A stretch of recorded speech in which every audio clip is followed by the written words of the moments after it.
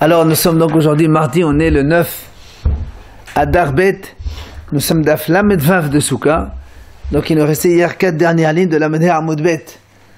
Alors on y va, Netela Petmato, on a dit donc dans la Mishnah, si la Pitma du Etrog elle a été enlevée, c'est pas soul.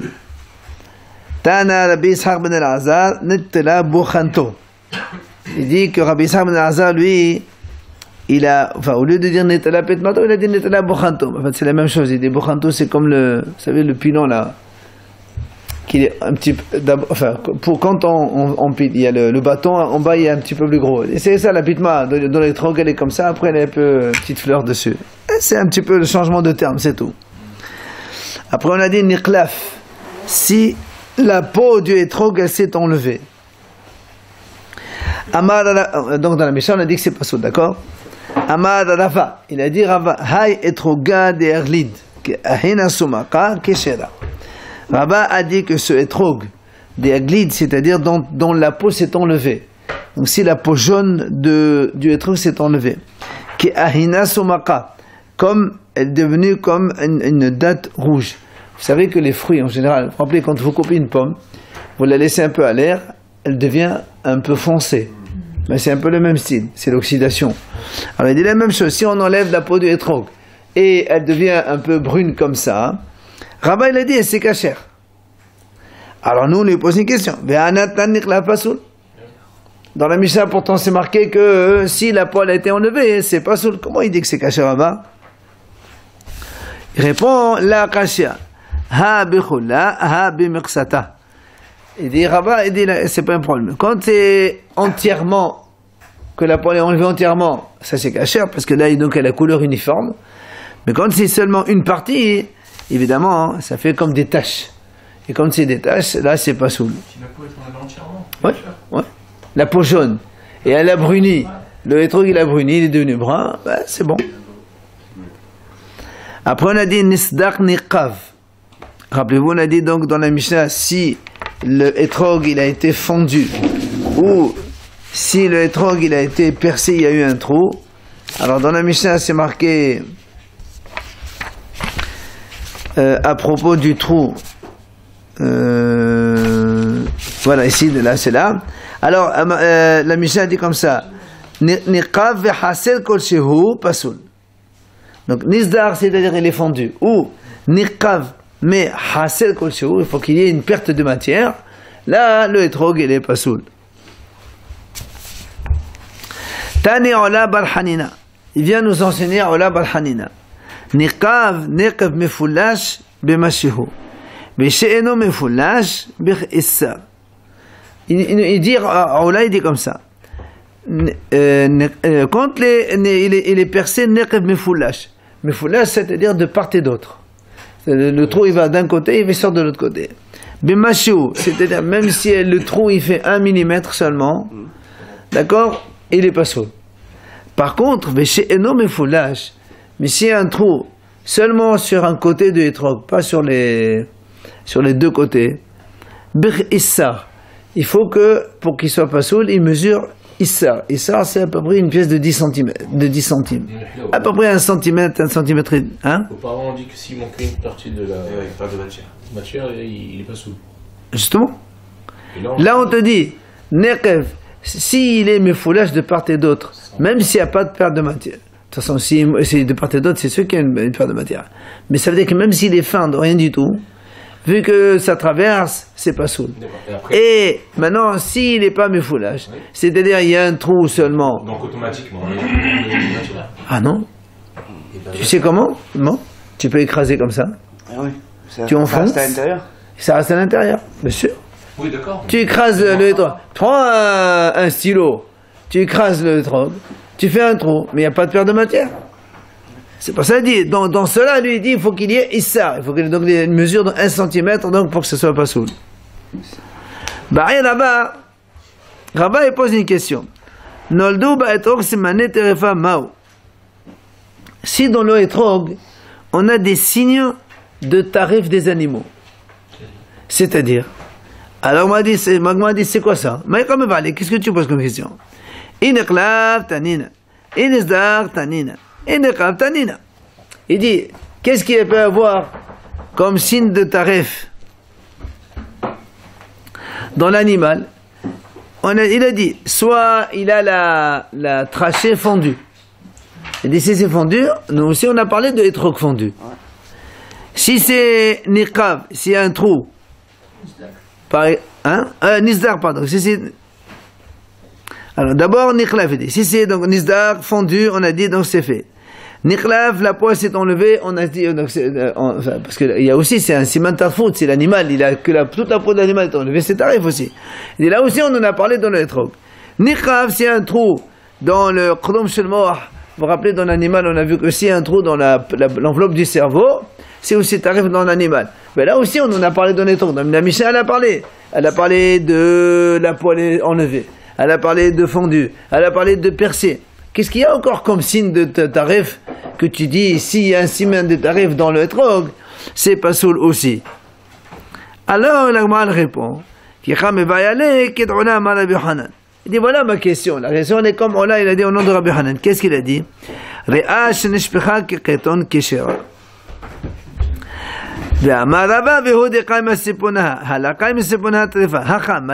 Il dit en fait là-bas le cas nouveau donc que l'on pose maintenant comme question, c'est, il dit comme ça, il dit quand le poumon, oui, il est de l'extérieur il est intact, mais en fait à l'intérieur c'est que du liquide. C'est pas comme un vrai, les poumons, il y a des alvéoles, il y a la chair du poumon, il y a des trous, tout ça.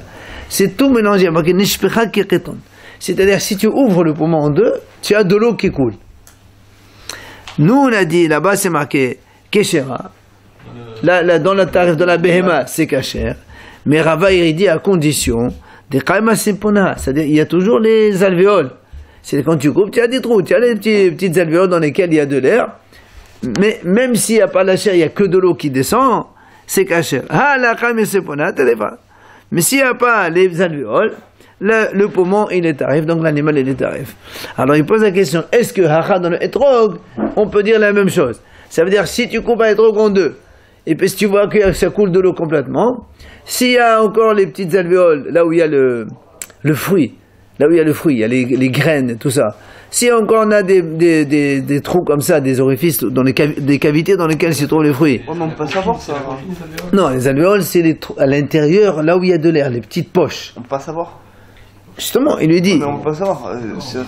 Non. De l'extérieur, on voit pas. Donc si on l'ouvre, automatiquement, on le rend pas sous vous voyez ce que je veux dire? D'accord. Imagine, tu as deux ou trois qui sont les mêmes. Tu ouvres un, tu trouves comme ça, oui, mais tu peux avoir ça. Tu peux aussi avoir, on va voir après qu'il y a certains haramim qui disent que même si tu coupes le tronc un petit bout, et le reste il est caché en colle. On verra ça après. Quoi qu'il en soit, lui il pose la question. Est-ce que ce cas de taref de l'animal, s'il existait dans le etrog, est-ce qu'on applique la même chose ou pas? C'est ça la question. Alors elle développe la question. Dilma, peut-être.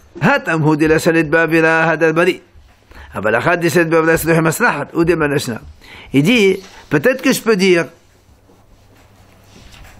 dans le poumon, où la comme le poumon, l'enveloppe, elle est complètement fermée, même si on va dire en bas, dedans, c'est de l'eau, vu qu'il y a encore les alvéoles, mais il dit, comme il n'y a pas d'air, le poumon, il peut guérir. Il peut se remettre, il se reformer, et la chair, elle se reforme complètement. C'est pour ça que là-bas, on a dit c'est cachère dans la mesure où il y a encore les alvéoles. Mais dans le etrog, ça n'existe pas, c'est pas fermé hermétique. C'est pas comme le poumon où l'enveloppe, le etrog, c'est la peau, elle peut prendre l'air. Et donc, même s'il y a des alvéoles, ça ne peut jamais revenir à l'état initial. C'est pour ça qu'il lui dit, peut-être que là-bas dans le poumon, on a dit que c'est cachère, parce que ça peut se cicatriser, on va dire comme ça. Mais le etrog, lui, il ne peut pas cicatriser. C'est pour ça qu'on va dire que c'est pas soul. Ou dit manachna, tu vas me dire non, c'est la même chose. Comme le poumon, comme le etrog. Si il y a des alvéoles, c'est cachère. Il n'y a pas, c'est pas soul. C'est la question donc qu'on pose donc au niveau de etrog. Viens, la Gemara va essayer de répondre. Tashma. Etrog tafouah, sarouah, kavouch, chalour, kouchi, lavan, umnumal, pasoul. La Braïta a dit comme ça. C'est un etrog, il est tafouah, il est enflé.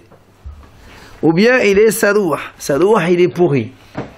Ou bien kavouche. Kavouche si on l'a laissé 24 heures dans l'eau. Ou bien chalour. Chalour si on l'a fait cuire. Ou bien kouchi. Kouchi c'est noir, un étrog noir. Ou bien la vanumnumar. Il est blanc mais avec des taches.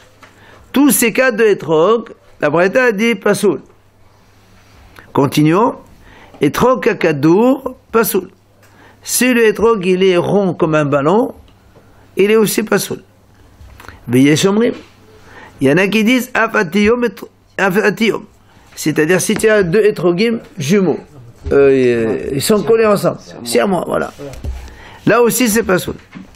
Étrog ha-bosser. Bosser, c'est quand l'étrog est encore tout petit, il n'a pas encore vraiment mûri, c'est pas vraiment un fruit mûr. Rabbi Akiva possède la Haramim Marshirim. Rabbi Akiva dit c'est pasoul. Parce que, comme il n'a pas encore mûri, ce n'est pas encore un fruit. La Torah l'a dit, c'est pas encore un fruit. Haramim disent non, kasher. Même s'il est encore petit, c'est quand même un fruit, donc ce sera kasher. La Braïta continue. Giddelo bitfus. Si maintenant quelqu'un, un paysan, il a un champ de étrogim, quand le étrog il est petit, qu'est-ce qu'il fait? Il le met dans une forme. Comme ça, quand l'étrog pousse, il épouse la forme. Par exemple, il fait un truc hexagonal ou un truc carré. Voilà, un moule. Quand le étrog pousse, il n'a pas haut. Il épouse vraiment la forme des choses. Alors aussi, on dit que c'est pas soul. Donc ça, c'est la Braïta générale. Mais on a vu dans la Braïta un mot qui nous concerne. Les premiers mots de la Braïta, on a dit, si le étrog, il est gonflé ou il est pourri, on a dit que c'est pas soul. Alors la Gemara, elle vient déduire maï, là où tafouh me bahoutz vesalouh me bifnim. N'est-ce pas qu'on parle qu'il est enflé de l'extérieur et pourri de l'intérieur?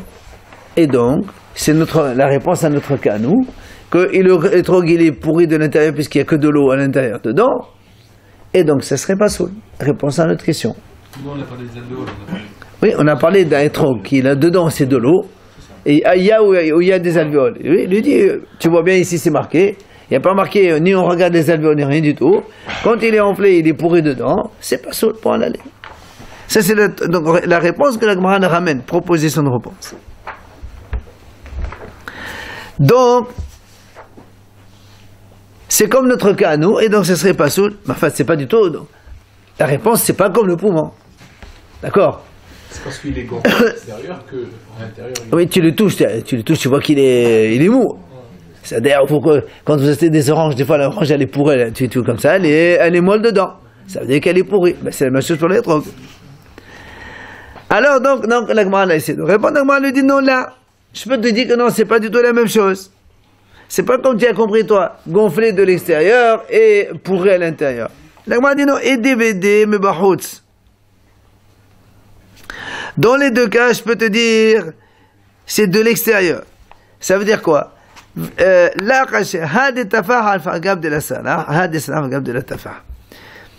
Toi, nous, on a voulu déduire, quand tu as marqué gonflé et pourri, on a dit les gonflés de l'extérieur et pourri de l'intérieur. Et c'est notre cas, et donc c'est pas ça. Il dit non, monsieur, je peux te dire que gonflé, c'est de l'extérieur. Sans être pourri. Sans être pour l'intérieur. Et pourri, c'est aussi de l'extérieur, sans être donc dedans à l'intérieur. Dans les deux, c'est deux cas différents, donc ça répond pas du tout à notre question. C'est pas sûr que ce soit notre cas. Ça pourrait être tafoua, enflé, mais l'autre, dedans, il est bon. C'est pas notre cas. Et ça peut être pourri de l'extérieur et rien à l'intérieur. Et c'est pas notre cas non plus. Donc la réponse, elle n'est pas encore évidente. On parle pas du poids. Du coin. Du poids. On a parlé déjà du volume hier. Oui, on a dit que le volume minimal, comme une noix selon Rabbi Meir, comme un œuf selon Rabbi Yehuda. Et le lachal est comme Rabbi Yehuda, il faut que ce soit qu'il y ait volume d'un œuf. Un marmor. La Gemara revient donc sur ce qu'on a dit dans cette braïta. On a dit etrog kushi pasoul. Un etrog noir, il est pasoul. La Gemara pose une question. Be'atani akushi kasher, domene kushi pasoul. La Gemara dit pourtant il y a une braïta qui dit que si un etrog il est kushi, il est noir, il est kasher. Mais s'il est domé les kushi, s'il ressemble à un noir, alors il est pasoul. Ça veut dire quoi? Ça veut dire si tu es dans un endroit où tout le champ, c'est que des étrogim noirs, c'est ça le couchi, il est kasher. Mais si tu prends un champ, un étrog normal qui ressemble à noir, là il est pas soul. Alors comment toi tu m'as dit couchi pas soul alors? Amar Abaye, kitnan nami matnitin, domine couchi tnan. Et nous aussi, quand la Mishnah a dit pas soul, c'est que parce qu'on parle d'un étrog de chez nous, qui ressemble un peu au noir, là il est pas soul.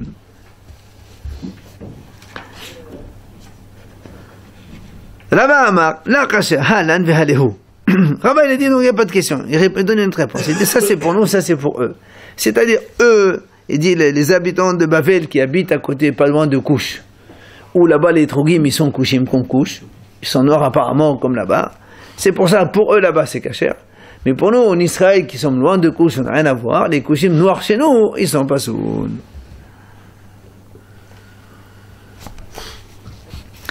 Après, on a vu dans la Breta, Etrog Bosser, on a dit donc Etrog Bosser, quand le Etrog il est donc encore pas mûr, il est encore dur.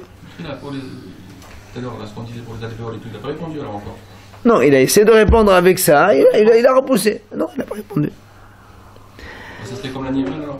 On ne sait pas. C'est ça la question. Alors on a dit Etrog Bosser, Rabbi Akiva dit, pardon. On a dit donc le étrog quand il est bossa, quand il est encore pas encore mûr, selon Rabbi Akiva il est pas soul, selon Haramim ils disent kasher. Amar Rabba, il a dit Rabba. Rabbi Akiva et Rabbi Shimon amro davar echad. Rabbi Akiva et Rabbi Shimon ils ont dit un même enseignement. Lequel? Rabbi Akiva hadi amran. Ce qu'il a dit maintenant, bosser il est pas soul. Rabbi Shimon mahid. Donc qu'est-ce qu'il a dit Rabbi Shimon dans le même style que Rabbi Akiva parce qu'on a dit ils ont donné le même enseignement. Ditnan, Rabbi Shimon potet et etrogim bekotnan. Il dit voilà, on a vu que Rabbi Shimon dit que les etrogim petits, ils sont patours de maaser. Donc ça veut dire que Rabbi Akiva et Rabbi Shimon pensent la même chose. Rabbi Akiva dans les etrog de lulav, il dit quand il est petit ça marche pas. Et Rabbi Shimon dans les maaser, il a dit etrog il est tout petit, tu peux pas faire les maaser. Attends qu'il mûrisse, qu'il devienne un vrai fruit. C'est le même enseignement apparemment, évidemment. Ça, c'est ce qu'il a dit Rabba. Amal et Abaye, il vient Abaye, lui dit non, pourquoi? Dit Malahi, peut-être que c'est pas du tout la même chose. Comment? Adkan, lo kama Rabbi Akiva haqadi ba'anan hada, vilika. Abal hatam, que Rabbanan svedale. L'Agma dit non, peut-être que, moi je peux te dire que Rabbi Akiva, c'est pas du tout la même chose que Rabbi Shimon. Comment que c'est pas la même chose? Il dit, je peux te dire, Rabbi Akiva ici, dans le cas du lulav, il dit qu'un étrog petit, il n'est pas valable. Pourquoi? Il peut te dire parce que dans la Torah c'est marqué Hadar. Hadar c'est un beau fruit. Toi tu m'utilises un truc pas mûr. Alors c'est pour ça qu'il a dit que c'est pas bon. Mais pour le maaser, peut-être que Rabbi Akiva il penserait comme Rabbanan, comme quoi, même un truc petit, tu peux faire le maaser dedans. Donc c'est pas sûr qu'il pense comme Rabbi Shimon. Toi tu me dis Rabbi Akiva et Rabbi Shimon ils disent la même chose. Non, c'est pas évident.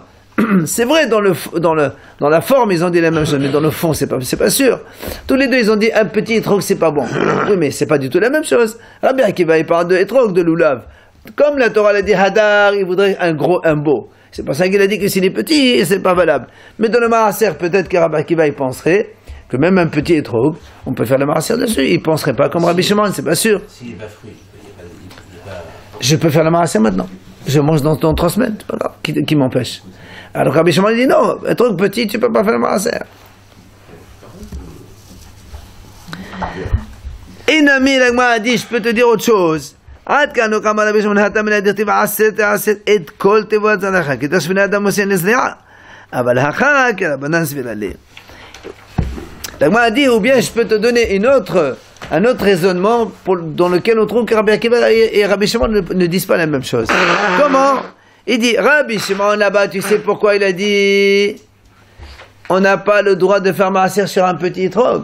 Parce que dans la Torah c'est marqué aset et kol tevoat zar'echa.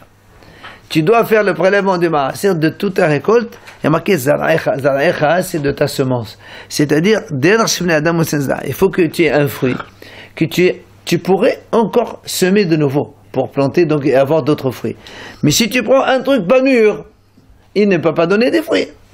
C'est pour ça que Rabbi Shimon là-bas il a dit un petit tronc tu ne peux pas faire le maaser. Mais ici dans le cas du loulav, Rabbi Shimon peut-être penserait comme Hachamim, et pas comme Rabbi Akiva, que même un petit étrog, tu peux l'utiliser dans le loulav, c'est pas grave. On a donc le raisonnement dans les deux sens qui ne prouve pas que Rabbi Akiva et Rabbi Shimon pensent la même chose. Mais tu l'as dit, et tu n'as rien à dire. C'est-à-dire, et c'est vrai, tu n'as rien à objecter, il n'y a plus rien à dire. Comme quoi Rabbi Akiva et Rabbi Shimon, c'est pas sûr qu'ils pensent la même chose.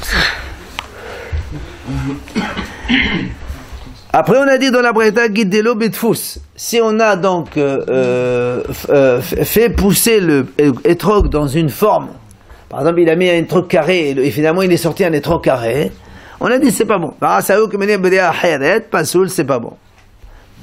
Amar Ava, Loshano, la Kimin BdeaHed, Aval Kibriato Kasher. Rabel a dit, tu sais quand est-ce qu'on a dit que c'est pas soul? Quand il change complètement de forme. Et par exemple, il a mis un carré, ou il a mis un losange, je ne sais pas ce qu'il a mis. Comment il fait pour le faire comme ça? Il met un petit carré en métal, un moule dessus, et il pousse, il épouse la forme. C'est pas le choix, le fruit, il épouse la forme de ce qu'il y a dessus. Quand il est limité, il ne peut pas pousser plus. Bien sûr. Aval Kibriato, mais s'il lui fait une forme, comme la forme réelle du étrog, alors c'est caché. Alors là, on m'a dit, mais si c'est comme ça, pchit, qu'est-ce que tu m'apprends? On aurait pu croire que de toute façon changer la forme. Il n'a pas changé la forme, il a dit, il a donné une même forme que le étrog normal. On aurait pu dire que ça soit. Je ne l'ai pas limité. Non, pas du tout, au contraire. Utiliser un moule. Non, j'ai utilisé un moule. Je te sors un étrog qui a la même forme qu'un étrog sans moule. S'il prend une petite forme, alors tu dois... Non, on a dit, Kivriato. On aurait pu croire que justement c'est ça qu'elle s'est créé naturellement, et pas avec un moule. Il n'y a aucune raison. Non, Je t'apporte un étrog. Il a la forme de étrog. Tu sais même pas qu'il a été moulu dans un truc, dans une forme différente. Pourquoi tu voudrais dire que c'est pas ça? Il n'y a aucune raison. Alors il répond, Kimin Bria Heret. Kimin Bria Heret m'a dit, Tania, là c'est David Dabé. Il dit en fait, il a fait épouser au étrog une forme avec ce qu'on appelle dapé, c'est-à-dire c'est pas comme la forme normale, comme ça, comme ça. Double. Non, pas ça. En bas, pointu, strié. Voilà, c'est ça. Il lui a fait regardez, il lui a fait une forme comme ça. Le moule il est comme ça. On zigzag de partout, d'accord. Ce qui fait que il a eu la même forme, mais en fait non, il lui a donné un moule différent. Mais en forme comme ça, en forme de étrog. Comme vous prenez un... Regarde. Comme un melon. Dans de scie. Voilà, exactement, comme ça. Ah ben comme ça, là, voilà. Mais non, c'est pas ça, c'est un double... Voilà, comme ça. Voilà, comme ça. Tu as des ongles ici, surtout le pourtour. Voilà, mais c'est un peu la même chose que l'étrog normal, mais il lui a changé de forme. Alors s'il fait ça, je vois. C'est caché, on a dit que c'est que comme sa forme. Mais c'est pas évident que... c'est pas la forme naturelle. Il lui a changé la forme, mais il lui a donné une autre forme la même. Mais pour la couleur. Et s'il le prend vert et qu'il le fait mûrir avec... On a dit la dernière fois, il y a donc Kakarti, on a dit c'est comme un vert comme un poireau, c'est pas bon. Il faut qu'il pousse vers le jaune. Ça, c'est pas caché. Qu'est-ce qu'il a celui-là? Il est comme ça. Il est pas caché. On verra ça après. On n'a pas encore vu ça. Allez, Etmar, on continue, Rabotai. Etrog shenekevuhu achbarim. Un étrog qui a été percé par des rats ou des souris. Il y a des trous. Amarav enze hadar. C'est pas hadar, donc on ne peut pas s'acquitter avec le jour pendant la fête de Sukkot. C'est quoi cette nouvelle idée? Hein? C'est quoi cette nouvelle idée? Ah bah tu vas voir, continue. Ini, la Gemara dit comment tu me dis ça? Rabbi Hanina matbel ba benafiq ba. Elle m'a dit voilà, on a vu que Rabbi Hanina lui, qu'est-ce qu'il fait? Par exemple, il a pris le loulav le premier jour, il a fait l'étrog. Le lendemain, il coupe un morceau d'étrog, il trempe un peu dans le truc, il mange, et il continue à s'acquitter avec le reste de l'étrog. Alors pourquoi ici tu dis que c'est un rat qui fait un petit trou, c'est pas bon? On n'a pas le droit. Alors la Gemara dit Rabbi Hanina ma kasha matnitin. La Gemara dit attends, je comprends pas. Mais Rabbi Hanina, comment il peut faire ça alors que la Mishnah elle est contre lui? Puisque nous on a vu dans la Mishnah Haser kol shehu pasoul. Et alors lui s'il mange un huitième de étrog, il laisse comment il peut s'acquitter avec? Non. Alors on m'a dit, on m'a dit non, pour Rabbi Hanina, il n'y a pas de problème. Pourquoi? Parce que Rabbi Hanina dit que la Mishnah qui a dit quand il manque, c'est pas soul, c'est que le premier jour de Sukkot. C'est Minatora. Il va faire la bracha dessus. Ouais, bien sûr. On ne peut pas profiter du étron. Ah non, il n'est pas soul. Haser kol sheu, c'est que Bayom Rishon. Le premier jour, c'est quand il manque, c'est pas soul. Les autres jours, les 6 jours qui restent de Chol HaMoed, c'est pas. Ou les autres cas, on peut le faire aussi. On peut découper tous les jours un huitième, non? Mais non. C'est pas un problème. Et on ne peut même pas le sortir. On va voir s'il faut la majorité ou pas la majorité. On parle maintenant pour le. Il faut pas nous, parce que nous, on sait comme ça, il faut que ça tout entier. Mais il faut, anarchiquement parlant, la preuve c'est que quand la pitma tombe le deuxième jour, on s'en fout. On fait la bracha. Ah bon? Bien sûr. Et tu les autres cas, le noir et tout ça. Dans chaque, il y a des pisulim qui sont valables. Quand c'est Mishum Hadar, je crois, quand c'est Hadar, ou bien un pisoul à cause d'autre chose. Il y a des cas il y a des cas où tout ce qui est passé le premier jour, c'est caché les autres jours. Il y a des cas où c'est passé toute la semaine. Quoi qu'il en soit, ici, il te dit Rabbi Hanina, pour moi, c'est pas un problème. Le premier jour, il fait entier, il n'y a pas de problème. Les 6 jours de Chol HaMoed, il s'est pas obligé de faire entier. Donc la Mishnah qui a dit que s'il manque un petit bout, c'est pas bon, hein, c'est que le premier jour. Donc Rabbi Hanina, donc lui, pour lui, il n'y a pas de pression. Elle a l'air là, pression. Mais qui t'a dit que. Le etrog, strict halakha, s'il manque un petit bout les autres jours, il dit Rabbi Hanina, c'est pas un problème pour moi. C'est la Mishnah. De faire non, tu peux pas faire la bracha, tu n'as pas le droit parce qu'il est réservé à la mitzvah. Voilà. Et alors quel problème? Et alors pourquoi tu peux le manger? Parce que lui, il n'a pas réservé tout l'étrog. Il lui a dit le étrog, que le premier jour je laisse en truc. Le deuxième jour, moi, la moitié, je l'ai gardé pour moi. Il n'a pas été maxé de la étrog. C'est vilain pour la mitzvah. On parle pas de vilain pour l'instant. S'il n'a pas de quoi manger, il peut le manger. On ne parle pas de vilain, c'est halakha. Oui ou non, c'est bon ou c'est pas bon. Vilain, on ne parle pas de vilain ici. Mais donc la question, elle est contre. Donc Rabbi Hanina qui a dit Haser ou pas Haser, la Mishnah, c'est pas un problème. Mais Rav, lui, il a dit, qu'est-ce qu'il a dit? Enze Hadar. Rav, il a dit, Etrog, qu'il a été percé par les souris, c'est pas Hadar. Alors, comment il fait avec la Mishnah? Amalach Rav, Shan, Achbadim, Esse. Rav, il dit, c'est vrai. C'est vrai, moi, ça aurait été coupé en morceaux par autre chose, il n'y a pas de problème. Mais c'est comme si les rats et les souris, c'est bizarre, c'est méprisant. C'est pour ça qu'il lui dit que c'est pas valable. Et il y a une autre version qui dit comme ça. Amarav ze hadar. Même quand il est percé, c'est aussi hadar. Pourquoi? Parce que Rabbi Hanina, on a vu qu'il coupait un morceau, il mangeait, et il continuait à s'acquitter avec le étrog les jours suivants. Alors, la m'a dit, Rabbi Hanina kasha matitin. Et comment alors il fait Rabbi Hanina avec la Mishnah qui a dit que s'il manque un petit bout, c'est pas soul? Et là, kasha, kan biyom tov rishon, kan biyom tov sheni. C'est ce qu'on a répondu tout à l'heure. Rabbi Hanina, il dit que pour le biyom tov rishon, il faut qu'il soit entier, effectivement. Mais pour les autres jours, même s'il manque un petit bout, c'est pas grave. Pour Rav, c'est pas la réponse que vous donnez. Si.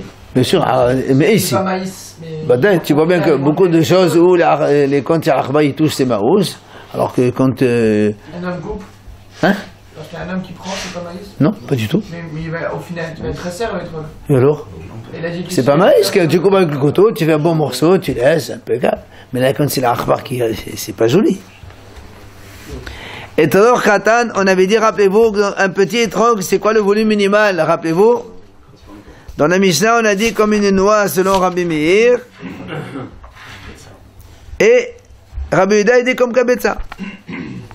Alors, le Gemara a dit, Amar Rafram bar Papa, il a dit Rafram bar Papa, ki mahlokat kan, kach mahlokat ba'avanim me'kol zalot. Il a dit Rafram bar Papa, la même mahlokat qu'on voit ici entre Rabbi Meir et Rabbi Yehuda, elle existe dans les pierres Shabbat. À l'époque, les Juifs, quand ils allaient aux toilettes, ils allaient dans les champs, faire les gros besoins dans les champs. Pour s'essuyer, ils prenaient des pierres. Il est dit comme ça, c'est marqué là-bas, Détania. Beshabbat, Shlosha avanim memekozalot mutal yachnis vetakese. Chama she'oran, Rabbi Meir Medkayo, vous avez d'abord kabetza. Il dit un homme, il a le droit de déplacer dans la rue 3 pierres pour s'essuyer. Parce que Kavod Aberiot, Hachamim permettent de déplacer uniquement dans Al-Ba'amot. D'accord? En fait, c'est le problème du mouktsé. La pierre, elle est mouktsé. Dans les 4 mois, c'est moutard. Oui, c'est pour ça qu'on dit. Comme les toilettes, c'était dehors, et tu es dans un champ, il n'y a pas de truc. Le champ, c'est Rshot Arabim. Juste, tu déplaces moins de 4 mois. C'est permis normalement de porter, mais ça, c'est des pierres, donc c'est mouktsé. Tiltoul, c'est des rabanan. Mais comme Shum Kvod Aberiot, pour le kavod des gens pour s'essuyer, Hachamim ont autorisé. Et là-bas, on a dit justement, c'est quoi la taille de ces pierres-là? Rabbi Meir dit qu'Aïros comme une noix. Rabbi Yehuda, il a dit comme le Kabetza, comme un œuf. C'est un peu la même chose que chez nous. Bon, remarque. Maintenant, au Bagadol, quel est le volume maxi d'un étrog, rappelez-vous? On a vu une mahloket. Rabbi Yehuda, il dit que de quoi mettre 2 étrogons dans une main.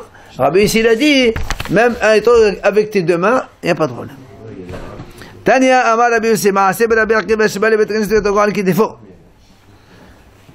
Alors Rabbi aussi pour appuyer ce qu'il a dit, il a dit voilà, moi je connais une histoire. Rabbi Akiva il est venu avec un étrog, il était sur ses épaules, l'étrog, comme ça, comme une pastèque. Amal le Rabbi Yehuda Misham Neaya, Afemamnolo Enze Hadar. Il dit ça c'est pas une preuve. Hachamim justement lui ont dit Rabbi Akiva c'est pas bon ce que tu as amené là, c'est pas un étrog ça. Et donc tu vois bien que c'est pas valable. Hein? Qui a dit qu'il faut les mettre ensemble? Tu prends les 3, après tu prends les 3 à côté. Ce qu'on fait, c'est des minagim alors. Quel minagim? De faire ce qu'on fait, puisque c'est pas ensemble. C'est marqué dans la halakha, ça. Et l'autre alors, comment il a fait s'il y avait une melon? Alors, ça c'est Hidur Mitzvah, tu fais comme ça joli. Si tu ne peux pas comme on fait, c'est à côté. Allez. Matnitin, la Mishnah nous enseigne. Nouvelle Mishnah, messieurs. En ordin et halulav ella bimino devrait Rabbi Yehuda. Rabbi Yehuda il dit quand on attache le lulav, donc hadas arava avec le lulav, il faut les attacher avec la même espèce. Rabbi Meir omer afilo bechut bimshiha. Rabbi Meir dit non, même avec une ficelle, un ruban, un bolduc, ce que vous voulez, mettez ce que vous voulez, attachez, il n'y a aucun problème. Amar Rabbi Meir, il vient Rabbi Meir, il appuie ce qu'il dit. Il dit, il dit voilà, moi je me rappelle les gens de Yerushalayim, ils attachaient leur lulav avec des fils d'or. Des bourgeois, ils mettaient des fils d'or, ils attachaient. Ça fait hidour. Il faut juste que il les garde bien, c'est tout. C'est en or, Amrolo. Amrolo. Non, des ficelles, couleur or. Non, on a dit Begumel Sésame, tu me dis une ficelle. Des fils d'or. Amrolo, Hachamim lui ont répondu, non. Bimenoa Yordin Limata, lui dit non. Ça, c'est, il attaché en haut avec de l'or pour faire joli. Mais là où il y a le Hadas Arava, non, obligé de mettre de mino la même espèce, des trucs de palmier, quoi. C'est ce qu'il réplique. Tu vois? Chacun, il argumente. Rabbi Yehuda, il dit, il faut que ce soit la même espèce, c'est pour ça, il a dit non, là-bas, l'or, il le mettait en haut. Et l'autre, il dit non, monsieur, il mettait de l'or même en bas. Et chacun, il appuie son idée. Voilà. La Gemara vient dire, Amar Rava, v'lo b'siv, v'lo b'akala d'idikla. Rava, il dit, quand on a dit que le lulav, il faut l'attacher avec la même espèce, c'est-à-dire pas forcément les feuilles de palmier, tu peux utiliser même les siv et l'akala d'idikla. En bas du palmier, il y a comme des petites feuilles qui poussent. Tu peux utiliser même ça aussi. Ça fait partie de la même espèce. Pas forcément les feuilles de palmier qu'il y a d'en haut dans l'arbre. Amar Rava, ma'etama de Rabbi Yehuda. Rabbi, il a dit, pourquoi Rabbi Yehuda, il exige qu'on attache le lulav avec l'espèce de palmier, pas autre chose. Il dit, Kassabat, lulav, ça veut dire eged. Et te dit, Rabbi Yehuda, lui, il pense comme si lui, il dit que c'est obligé d'attacher le lulav. Donc ça fait partie de l'obligation de la mitzvah. Et si tu mets un autre fil, ça fait une 5e espèce. Et donc c'est pour ça que lui, il exige qu'on prenne un truc de palmier. Comme ça, on reste avec la même espèce que le lulav.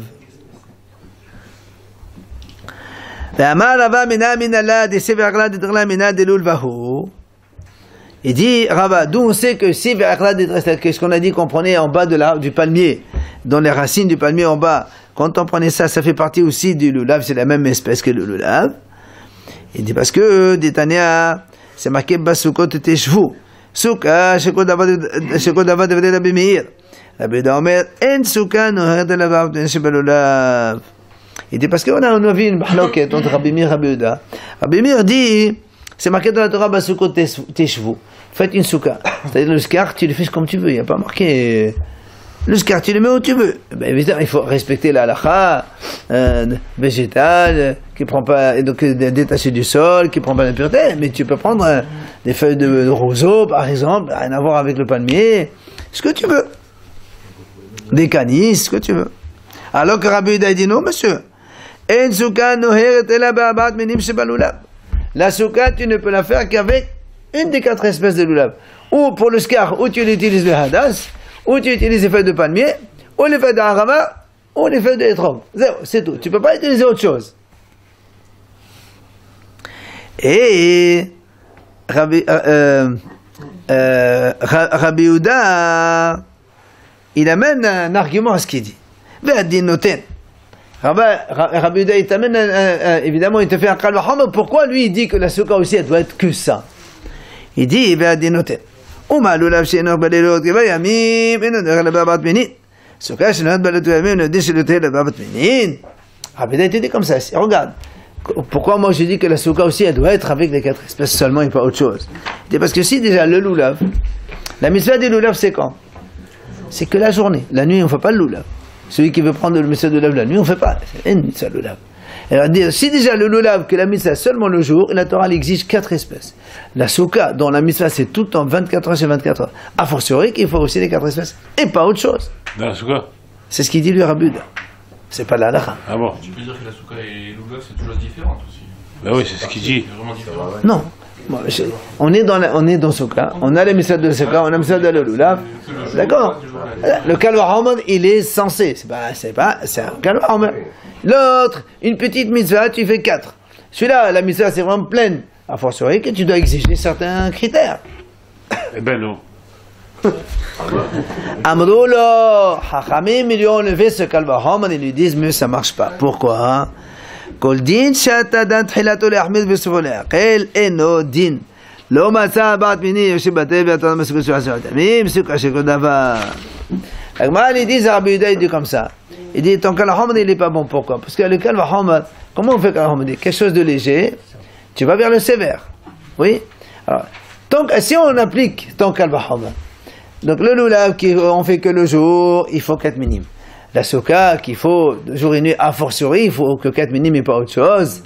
Alors l'Agma lui dit, C'est pas l'inverse. non, c'est pas l'inverse, c'est ça. Je commence par la souka. Le lulav, et non, le lulav c'est léger, puisqu'on fait que la moitié de la journée.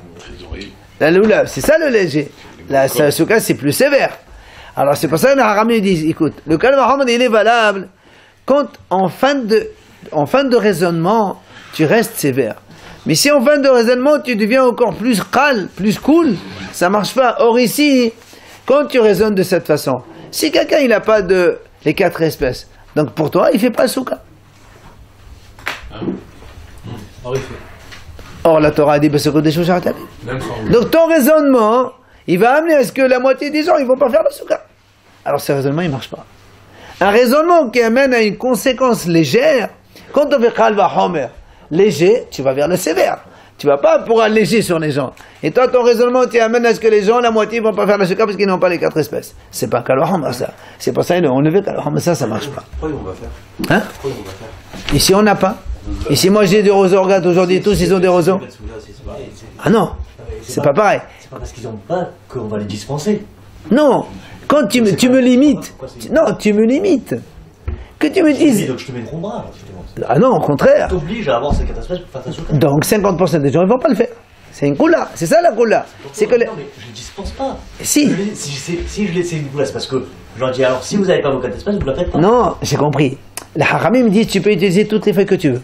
Il vient Rabbi Yehuda dit non, monsieur, tu fais que ça. Donc selon Rabbi Yehuda, la moitié des gens ils vont pas le faire. Parce que tout le monde n'a pas hadas, tout le monde n'a pas palmier, tout le monde. Ça, la conséquence de kal v'chomer va amener à une diminution. C'est ce que que le Gemara dit, l'homme atza bat minin yeshuv batel, il n'a pas les 4 espèces, alors il fait rien. Il faut faire souka, ma putain. Souka, shekodaba. Il rapporte enfin une preuve. Il dit, Vechen be'ezra hu omer. C'est marqué dans la vie à Ezra.